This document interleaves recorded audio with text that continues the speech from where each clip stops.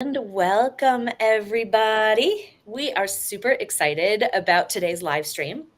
If you've been following us, you know that our theme for August, and it's probably going to expand because these are such fun conversations, is next level love. And we finally get to have a real live interview with another real live couple who has figured some shit out and is going to share their story about next level love. Y'all, I am so excited to introduce the wonderful and lovely Byron and Margaret. Byron, let me just tell you a little bit about these two amazing people. Byron is a hardworking, loving husband and father who enjoys building things, music, and motorcycles. Margaret is a creative, dedicated wife and mother who enjoys reading, crocheting, and learning new things. And together, this power couple co-hosts the Beyond I Do podcast, where they share about their journey through 26 whole years of marriage and share tips on creating and maintaining a lasting partnership. They are passionate, like us, about helping others. And they even recently published their very first book, Unlocking Forever 10 Keys to a Successful Marriage Beyond I Do. Congratulations, by the way, that's huge. Thank you.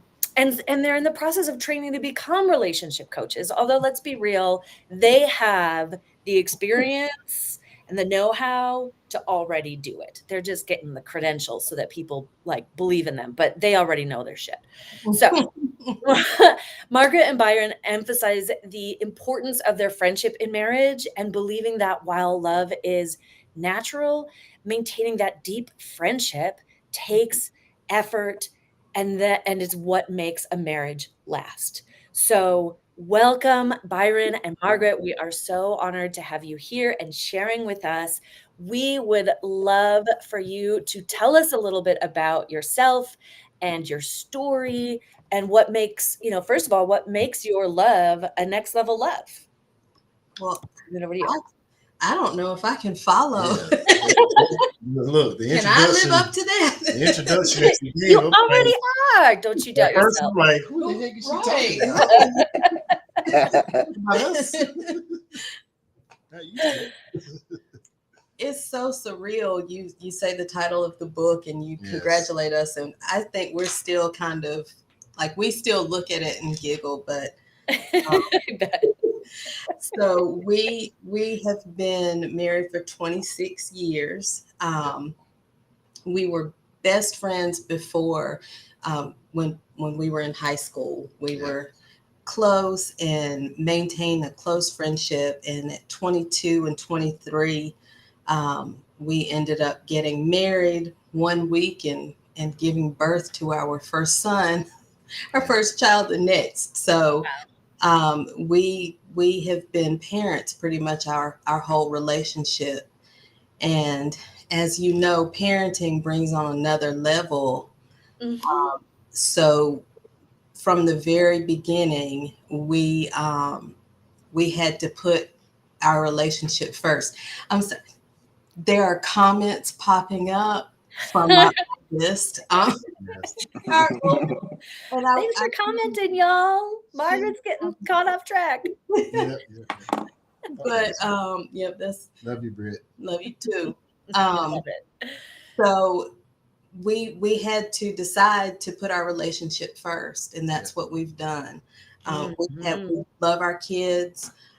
We have 4 children, and I teach. And throughout the years, we have kind of picked up kids along the way that we still are very close with. But through it all, we had to be intentional and focused on maintaining our relationship. And we found that our friendship was the key to doing that. Yep. Mm-hmm. Exactly. Do you want to add anything else, Byron? Well, she just brushed over the part that when we first met, we actually met through a mutual friend that she had a crush on. One of my friends, and They didn't ask all that.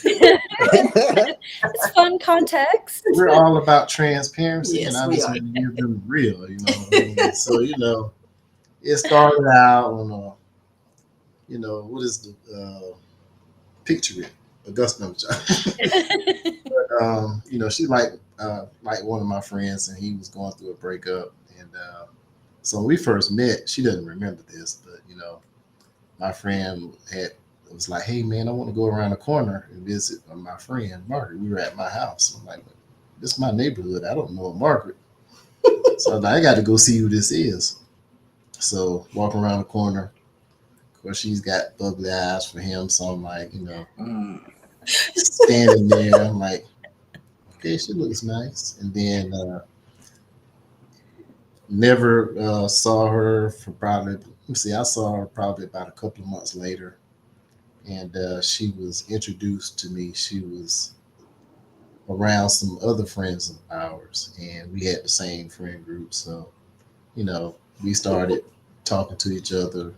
Conversation just kind of jived, and we called ourselves dating at one point in time. But I'll be honest, I was trying to be a player, and I got caught up in that situation. So, but we remain friends. I was thank you, baby, for You're welcome. continuing to be You're my welcome.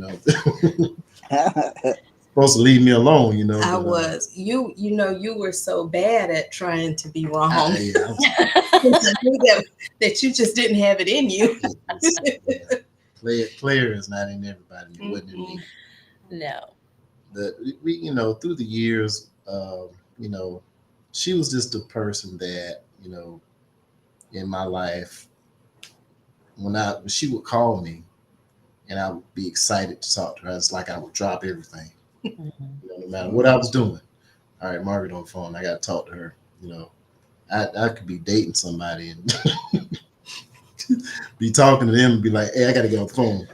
I got to talk to my friend, and just, we liked each other for real back then, but nobody wanted to. You were okay. Mhm. On me. But even then, it was the friendship. Yes. Yeah, I hear that. Our groups would kind of hang out together, and we would always end up next to each other talking and laughing. And it was that friendship that helped us Sure did. get through the tough times and the challenges. Like I said, 22 and 23, and we are married with a child all within a week. And you guys are still children at 22 and 23. Exactly. There have been many apologies to my son. I'm sorry, that's not what was supposed to happen. And now that he's 26, he realizes the magnitude of parenthood at that age. And he realizes we did the best that we could with what we had, and as do all of our children. They understand that there were growing pains. And to show you the level of maturity we had at that time, we were married on the 13th of December. He was born on the 20th of December, and we brought in the New Year at the club. Priorities were right on point. But we learned. All the kids kind of, we grew up with us, and we knew that, okay, we had to buckle down and be responsible parents. So it was like, had to put ourselves to the side a little bit. Let's raise, because the goal was to raise wonderful human beings, right? Which is what they are. All of them. They are. And they are. Really just appreciate that about them. Well, and you mentioned that you picked up kids along the way. Right. Yes.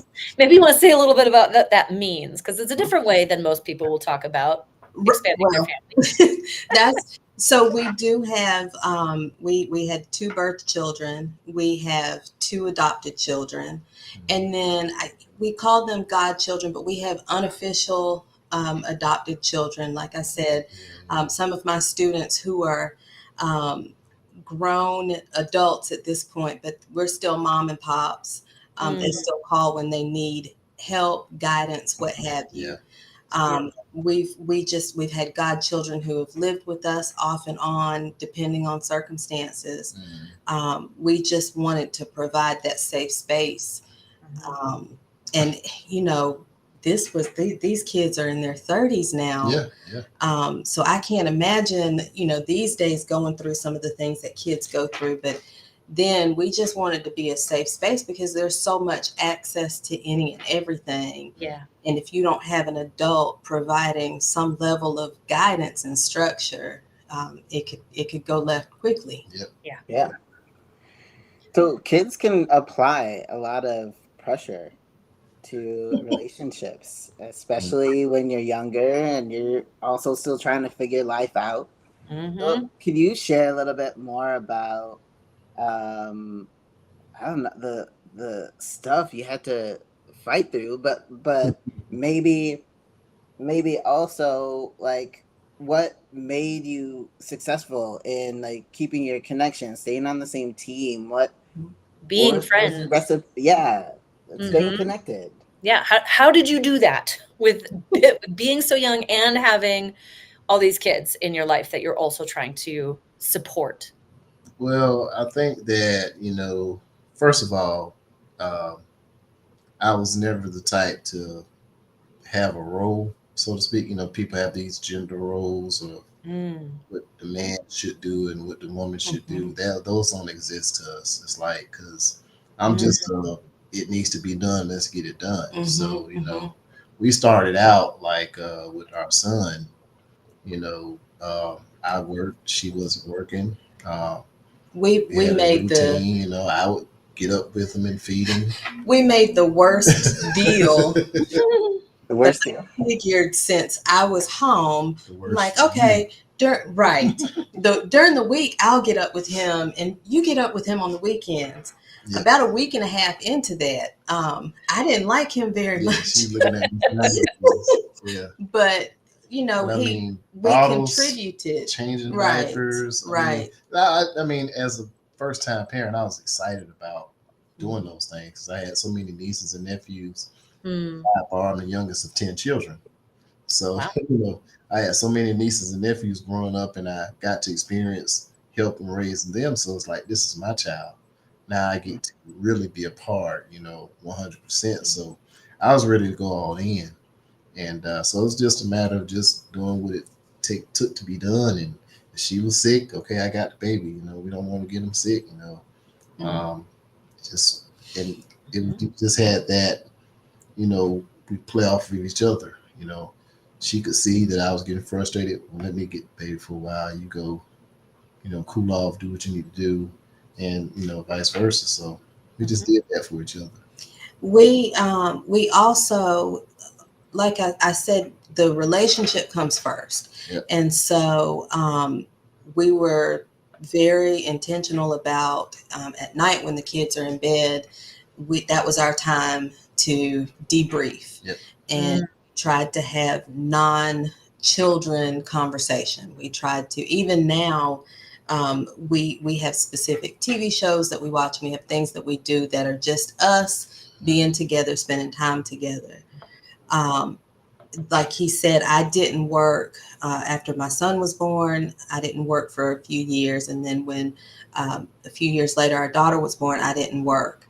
And it was he never expected I'm going to come home to a clean house and a hot dinner because you're home all day. He was very respectful of you're home all day with a child or with kids. I may come home and you may be tired because you may have done more today than I did, you know, and so I never felt like, well, let me back that up. I never felt that way because of him. I felt that way. I felt like I needed to do more because of society and because your own programming. Right. Right. He never made me feel that way. In fact, he was the one who comforted me with, you know, I understand you're tired. And he also, if there were things that when it became too much for him, he spoke up. I can't do this, or I'm too tired to do this. I need for you to do this. And so we had to put feelings aside and just be real with it. I couldn't get my feelings hurt because he said I needed to do this. I needed to be realistic and do it. Yep. And that's been helpful. And that might have meant that we might have different flavors of hamburger helper all week. Yeah, fun week. You know? Yeah, as long as we were eating. And so that was the thing we shared. We knew that things had to be done. We had to Yep. eat, so someone was going to cook. We had to have clean clothes. Someone was going to do laundry. That was another bad agreement we made. He said, "Who was it? Were you the one supposed to fold and put away laundry, and I was supposed to wash and dry?" Yep. Yeah, he doesn't fold and put away laundry. So I don't know how he ended I up with do. that role. Just on my own time. You're right. Time he does it, they're balled up the same shape as the basket. So, but we've had we've tried different things like that and tried to make. I think both of us try to make things easier on the other. Yes. So Yes. sometimes it's like, no, stop. I need to do this, or I need to Yeah. have this level of stress to motivate me to do this. But we always try to make things easier for each other. And I think that just goes back to respecting that relationship and wanting that relationship to And work. trust me, we had plenty of yo-yo nights. You're on your On own. your own, what you gonna eat? Yep. You had you some cereal, I'm gonna eat these ramen noodles. Yep. Kids will have chicken nuggets, Yep. frozen chicken nuggets. I'm putting them in the Absolutely. oven. We So, gonna- so the yo-yo nights, those are for the kids or for one another? The everybody. household. The household. Everybody, You're on your own. Everybody's on their own. fend for I like yourself. that. We should start implementing that, Cal. We always Yeah. made sure that there were things, depending on the age of the child, we made sure there were things available that they could get to and take care of themselves. I mean, we asked them, "Hey, you want some nuggets? You want, some noodles?" Mm-hmm. My daughter, she tended to want it what I wanted, so I just make some extra noodles. My son, he wanted the nuggets. She get whatever she want, and we good. Yeah. Yeah. We talk, we communicate, Yeah. we write each other if it's something difficult that talking is uncomfortable. Yeah. I grew up in a very chaotic environment. And so for me, conflict makes me so uneasy. I need to address it.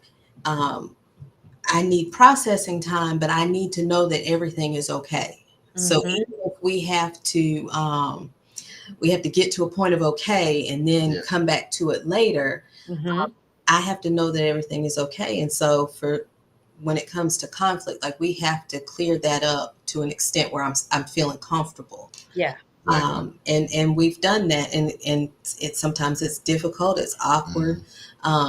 Like I said, we've learned that we can write things out. We'll send long text messages. At one point, iPhone would like break it into two. Yeah. You remember that? So I'm a long text writer too. Second one first. you and like, get right. What is I know I need to wait on the person. so we would, text and things like that to make sure that if there's unease there, and I'm one that he knows, oh gosh, here she goes. Like, is there something you need to tell me? Anytime there's unease, we've gotta clear it up. A lot of times my pause will be like, what did I do?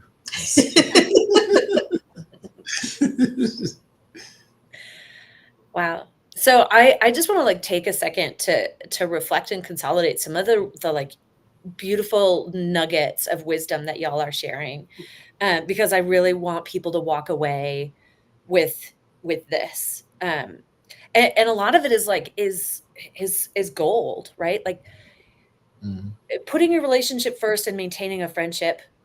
Yeah, I think most people are like, we get that, generally speaking. But what then does that look like?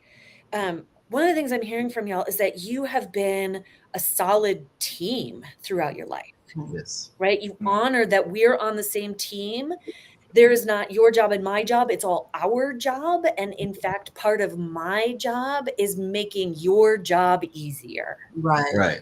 I freaking love that. If everybody could just like, if you're listening, write this down. How can I make it easier for my partner? Right. We embody that. Like, that's team mentality. That's like we're working on this together. Even if it's like, I want you to listen better to me. How can I make it easier for you to Right. do that? Right. Exactly. Right? Right. That is just such gold. So I wanted to say that. I want to like really celebrate that you said, Byron, that like gender roles didn't exist for you. Right. I'm actually hearing a lot of that in the conversations we're having with Next Level Love folks who like want to share their stories. Is there's especially in heterosexual relationships, Mm-hmm. the Next Level Love folks, like their men are not the stereotypical traditional man. Mm-hmm. They like step into responsibility, into compassion and care, into softness and vulnerability, accountability, and really supporting their women. Right. And that makes me think about, some of, I don't know if y'all have heard of John Gottman. Mm-hmm. Yes. Yes. Most people have, right? Especially if you're in the relationship space. But Right. John Gottman's research has found that like one of the top contributing factors to relationship success is the man's ability to be influenced by Mhm. his wife in heterosexual relationships, right? Like sharing power and taking into consideration her experience. Not that women also don't have to be influenced by our men or our partners, but like there's something about that dynamic specifically for heterosexual couples that is a game changer in Mhm. creating greater ease, connection, love, and resilience through Mhm. the things that life brings. So Uh-huh. I love hearing that that is also something that the two of you have experienced in this team friendship based relationship that you have navigated for like over a quarter of a century. Mhm. Um, Yeah. uh, Amazing. and then the other thing that I just want to that really struck me is this idea of like not having expectations for Right. each other. Right. I think that's a paradigm shift for a lot of people. Mhm. They have a lot of Mhm. expectations about what should be Mhm. done by the time I get Right. home, or how the kids should be raised, or what we should be eating for dinner, and we Yep. Mhm. should all over ourselves and For our some, partners. yeah, for some relationships, like that is the baseline of what their Mhm. conversations are about, is what I Mhm. expect of you, Yeah. especially in the ones that like we're interacting with, needing Mhm. to repair, right? Because they're just Yep. throwing expectations at Exactly. each other. Right.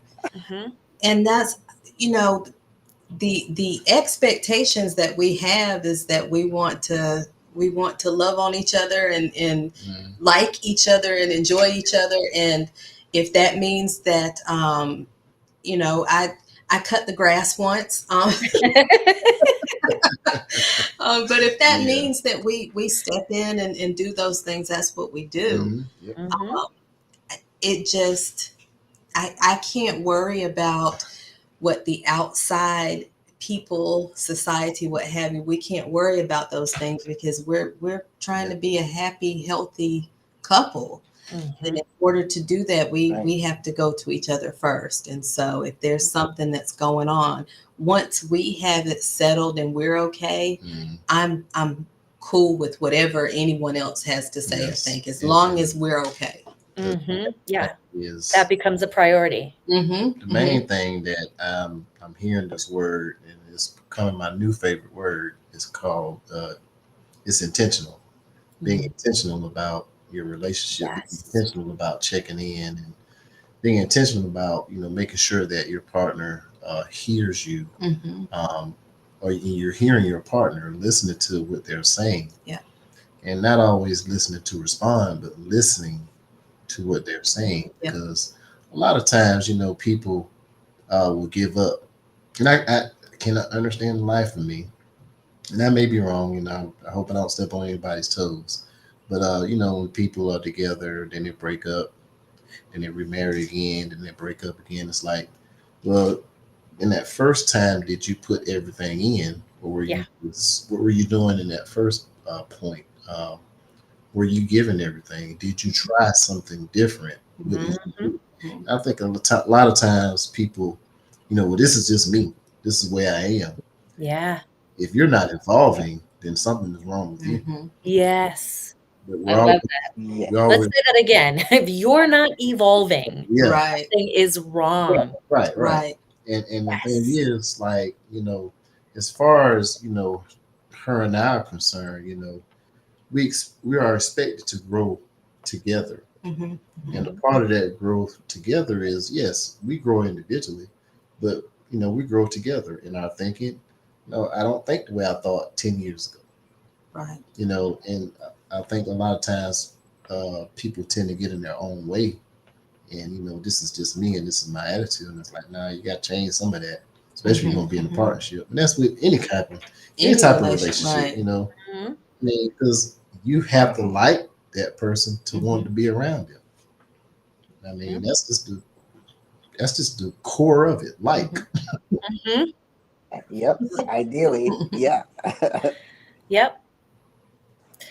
Love it. So if y'all had like, I mean, you're dropping gold everywhere, but and if you had like one key piece of advice or words of wisdom for people who want to create their own next level love, what would it be? What is like the thing that you want people to take away from being in your energy?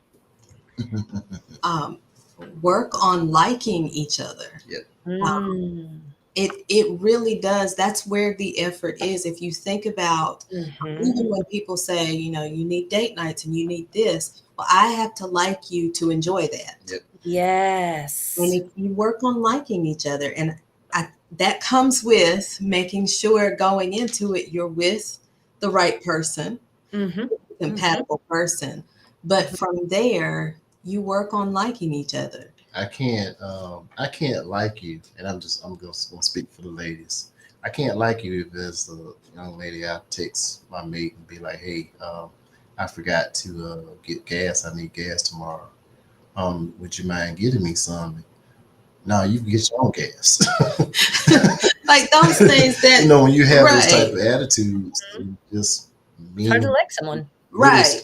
to me the little things add up. So it's like Yes. you do those little things, Mhm. and those little things create those building blocks to have a foundational relationship. She knows. I mean, I almost hate to that she has to get her own gas. I'm just old school. You know what I'm saying? I Mhm. was raised by some old school men. We together. I get out and I pump the gas. Mhm. I might just look at her tank and we're riding around. I know she got to go to work that day. She'd be like, "Where we going? We're going to the gas station. You got Mhm. work this week." You know what I'm saying? It's just those little things just add up. Over time, it creates that.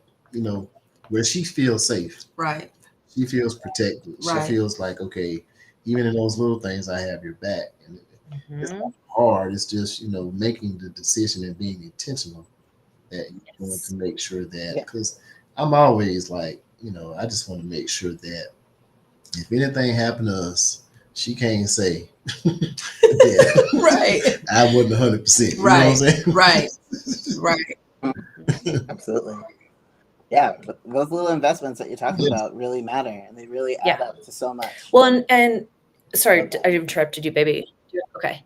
I was Nope, gonna go ahead. say, you named like work on I was done. liking each other, Mhm. but and one of the things that I hear you really talking about is like the intention is becoming someone who your partner will like.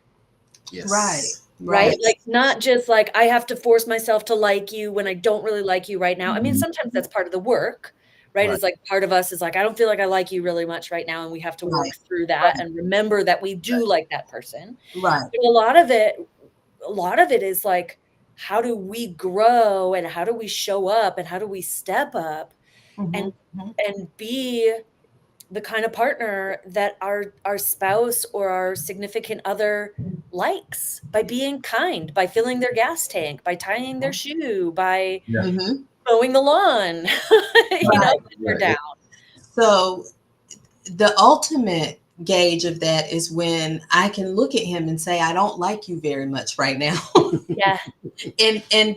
that happened recently, I think. Mhm. Actually, he looked at me and he said, you don't like me very much right now. Nope. Yep. But that's because we have the connection and the friendship and the foundation there that Yes. I can say that honestly. We can discuss whatever the issue is, and then we get back on track. Yeah. Um, a lot of times people in relationships will say, well, my spouse is my spouse, but I have a best friend.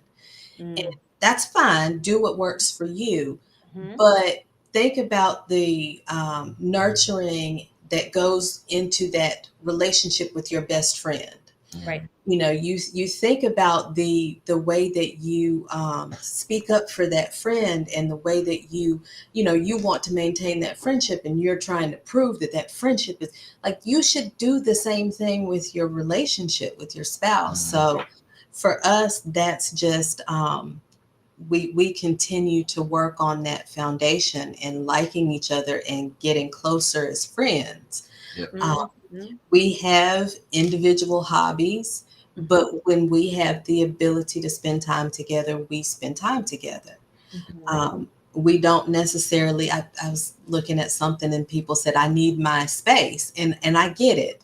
I am very introverted. A lot of times when I get home, I'm all peopled out, but he doesn't drain me. If Right. anything, he fortifies me, because Yes. we can sit in a room and we don't have to talk. Yeah. We don't have to engage, through that. We're sitting there, he's doing his thing, I'm doing my thing. We have Dateline on, and all is well in the world. Mm-hmm. And Yeah, we because love- he's there, that, like I said, that fortifies me. Energizes you, Right. recharges. Absolutely. We love those crime dramas, like Dateline, TV shows, real. I always mess with them until I say, look, you ever think, wake up one day and be like, I think I want to kill this dude. Tell me. You ain't have to, Insane. you don't have to kill me to get rid of me. I would just Right, walk I'll out the leave. door, Uh, be with somebody else to say, If you get to that point, I'll I'm gonna leave. fight for you until you say I'm thinking about murdering you. Have everything. I'm gonna go over here and sleep on somebody's couch. somehow, I think you're probably not headed in that trajectory. I don't think so. Yeah. But good to know you got a plan. It's good to know. Yes. Right.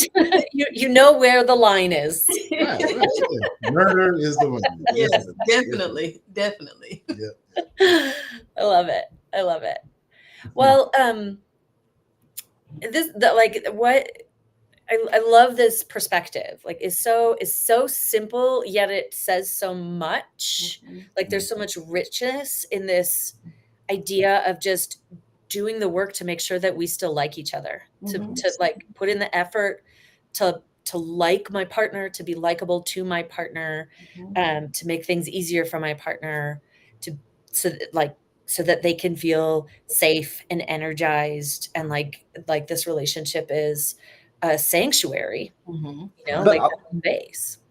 Yes. also, I'm hearing that you have to also like yourself, right? So it's not that you've completely lost your own identity in each other. You have some of your own interests and are doing things that like help to fill your own cup when things line up differently, right? You're still prioritizing liking yourself in addition to liking each other. Right. Yes. And that's been a struggle for me, but in time I have grown, and I have gotten therapy, and I'm starting to like me a little bit more. But that's taken time, and thankfully I have a partner who has been there with me and supported me through that, because there are times that he could have said, this is too much for me. Grace is another word that I like too. Giving your partner grace, because it's fastest thing people do is break up and leave. Well, I did all this. My thing is, you're gonna have to go through the same thing, if not probably more, with someone else. Yep. You like to be in a relationship, so it's not why not work on this one that you have. Give that person grace to know. You tell it's if you people try to assume it. The one thing you don't want to do is be like, well, you should know me by now. Right. Mm-hmm. I'm a reader. So Right. Mm-hmm. tell me Mhm. what you need. Tell me what you desire. What do you need right now in this moment? Right. And if you tell me that and give me the opportunity to work on that, you know what I'm saying? Mhm. And a lot of people just, well, we're married and that's just it. Right. No, you don't put your money in the bank and not look at it. Mm-hmm. Your investments, you watch your stocks. You pay attention to that.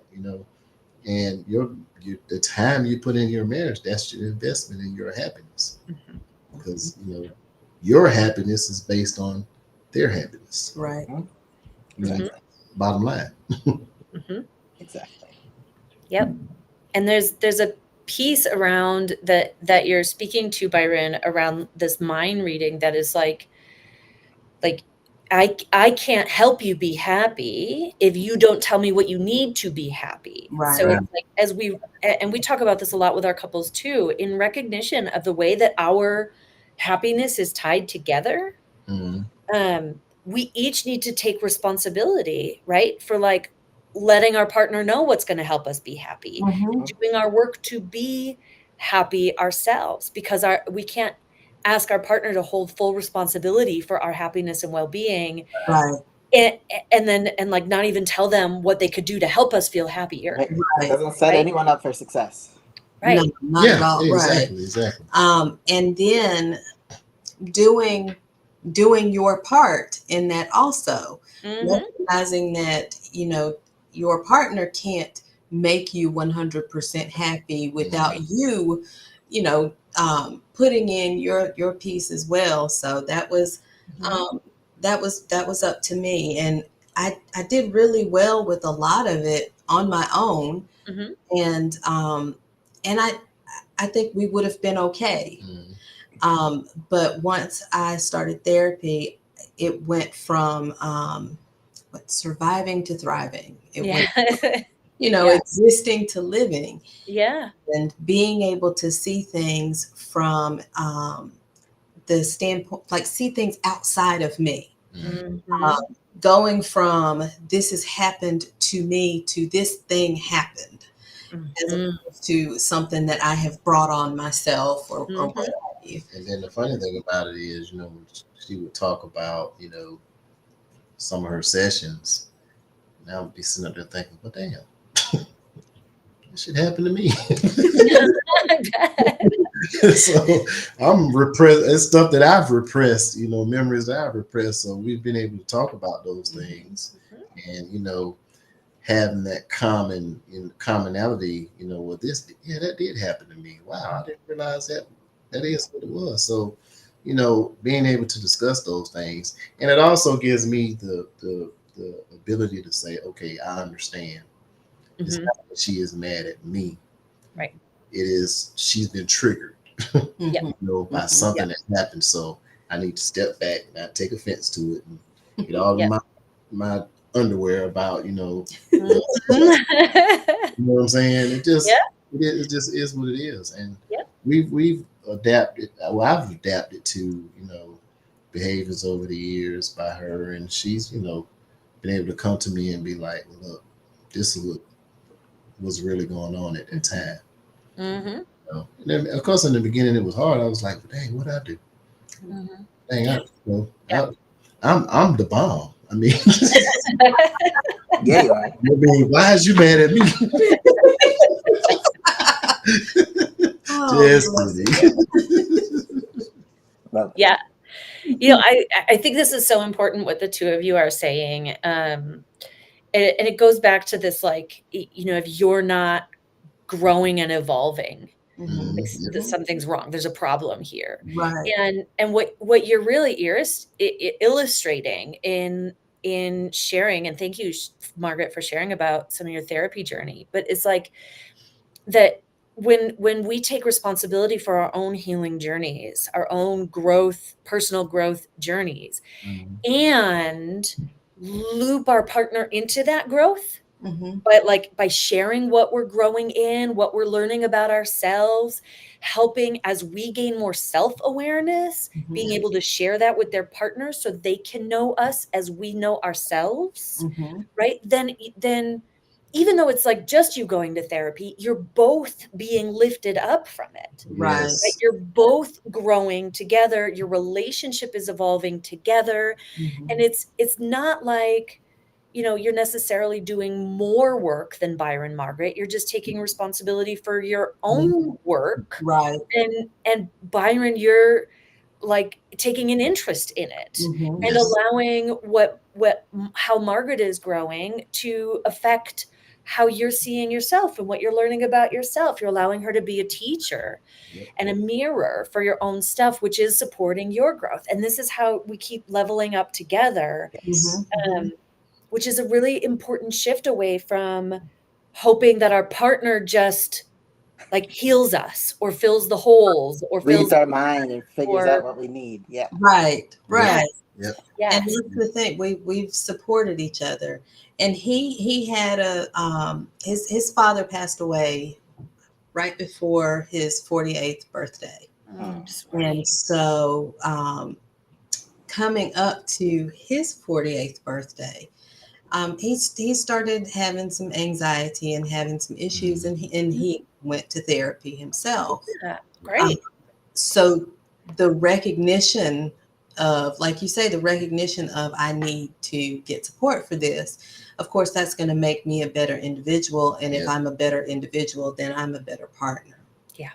And then too, with the therapy, it also allowed us to be able to see some things, and then now we can talk about the past and be like, you know, well, I thought you meant this, Right? And then we can actually argued about peanut butter. It's like, come on, it wasn't a peanut butter. It was, you know, something. It was something that triggered, you know, and it's like, you know, being able to laugh at some of those things. Like, man, well, we made it through that. Yeah. So that it helps us, and that helps us grow closer also. Yeah. You know what I'm saying? Because I think a lot of times when there's a situation, everybody gets on the defensive. Well, what did I, you know, what did I do?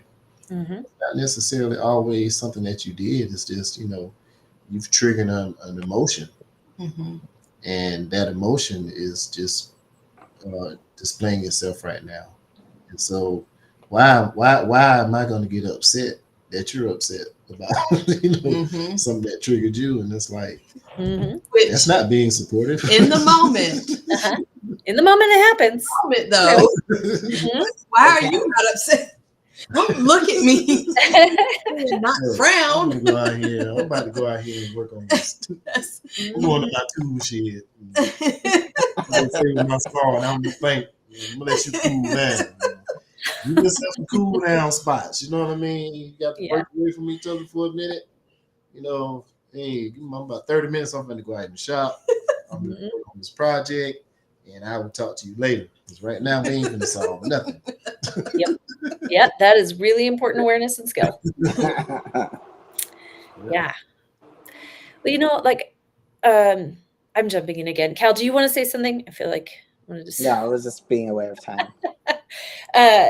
When Cal and I get to be in the same room, we can. I can usually meet her.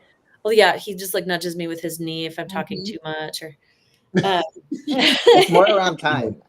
Or if he wants to say something, we pick up on it. Or that too, I'm aware of time.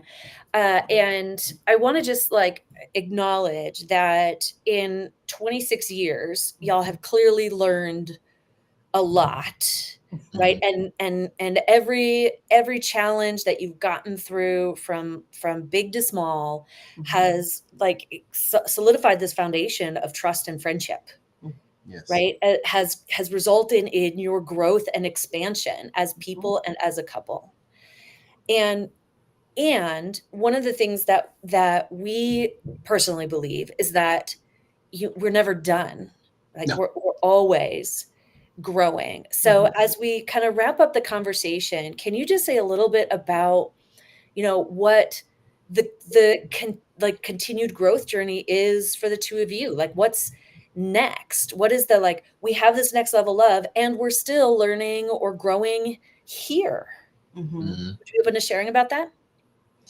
I think that throughout the years, we've learned that communication is twofold. Yeah. And I was really good with the speaking, writing, getting it out part. Mm-hmm. He was really good with the listening part. Mm-hmm. And so over the past year or so, we've had to work on strengthening, and we're continuing to work on strengthening the weakness. So Yes. I've had to learn to be a better listener, and he is learning to speak up more. Yes. Mm-hmm. And we, in starting our podcast, we see each other in a different light. So Mhm. we're working together, we're creating together, we're learning these new skills together. And so, of course, that brings us closer, Mm-hmm.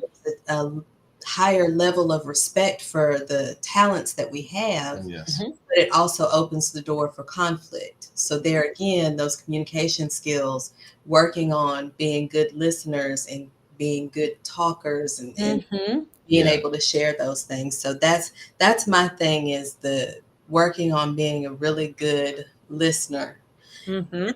listening to actually hear what's being said, Yes. and to not, understand. not listening to respond. Right. Mm-hmm. A lot of times when you listen to respond, you just get this little bit in, get this little bit in. Mhm. Because I'm gonna tell you something in about 5 seconds. You just shut up. Mm-hmm. For me to tell it. And you, and then next thing you know, 3 months down the line, you're arguing about the same thing. And it's Mhm. like, well, Yep. you didn't learn anything before. And it's Mm-hmm. and there again, it's being intentional about wanting to learn to listen. And we've been having a conversation for almost 50 minutes, and we seem like we got it together. We'll have our spouse every now and then. We'll have our misunderstandings still. We had one last week, and I mean, Mm-hmm. we went a day without talking to each other. Well, you ain't gonna say nothing to me. All right, well, Mm-hmm. going to work. Bye. You know what I'm saying? Mm-hmm. Yep. What with each other. That's the reality of it. Yes. It's like a roller coaster. You have Yep. ups and downs, and it's like you just ride whatever wave that's going to work for you. And when you learn to, I'm big on analogies. Mm-hmm. So you know how the roller coaster, you get that first big hill, and then stuff is just like after you get down that first big hill, it's like, oh, you're just excited, but that first bit, it takes your stomach away. It's like, Mm-hmm. Yeah. towards the end of the ride, the hills get a little smaller. Mhm. You know what I'm saying? So Yep. you learn, okay, well, I learned how to manage through this relationship. Those battles just get smaller, and Yeah. they just get smaller. Yep. Smaller, less intense, less terrifying. Right. Not Absolutely. 3 days to, we'll be all right in about an hour. Yep. You know what I'm Exactly. saying? And that's Exactly. and you just have to deal with those things. That's just it. If the relationship is important to you, then you are going to want to, because this is I don't have time for you to be mad at me. We getting up and down. Exactly. We got friends leaving here. Ain't no, I ain't got time. Yep. Be mad for 2 or 3 days, and then the last thing I said to you was, Yep. I don't want to hear to shut up. You know what I'm saying? Right. Right. So it's Yeah. just I don't have time for that. yeah. Or energy. Yeah. No, not at all. Exactly. Yeah. No, I love that. It's and it's a really important meta perspective for people to have, right? Like that, like next level love doesn't mean that you never have disagreements or conflicts. But it means that like that they're fewer far between, smaller, less intense, quicker recovery, and you're not so afraid of them. They don't Right. become such a big Right. deal. Yeah. But in the beginning, if you're when you're having that, if you think like we're not supposed to, this is a big Right. deal, then Yeah.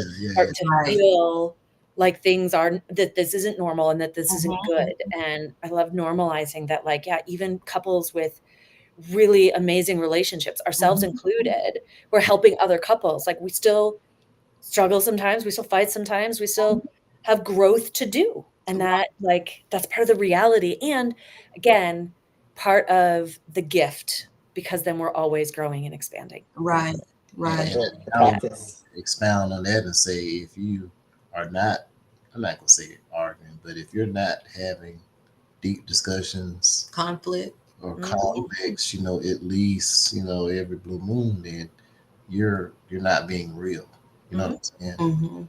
You're not dealing with, you're just kicking the can down Going the through road. the so to speak. motions. Yeah. Right. Yeah. Building resentment. Yep. Right. Mm-hmm. Right. Yep. Wow. Listen, this has been fabulous. There's just like so much great stuff in this. I feel like I want to go through my notes because I take notes, and like consolidate them all and like put We out already an consolidated. LDR for people because like I want people to know what you have shared. It's so great. So as we wrap up, I would love for you all to share a little bit about how people can be in touch with you or get a hold of your resources, or if there's any kind of offerings that you have right now for folks who feel a resonance with the two of you and might want to benefit more from your wisdom and what you're doing in the world. Okay, so our website is www.beyondidopodcast.com. And we're also on Facebook, Instagram, YouTube at Beyond I Do Podcast. Our book is available on Amazon, and it's available the Kindle version and also the soft cover. And in January, we will launch our coaching business, and we are starting with new couples who have been married 5 years or less, or engaged couples. And our program will be based on the book. So we're excited about that.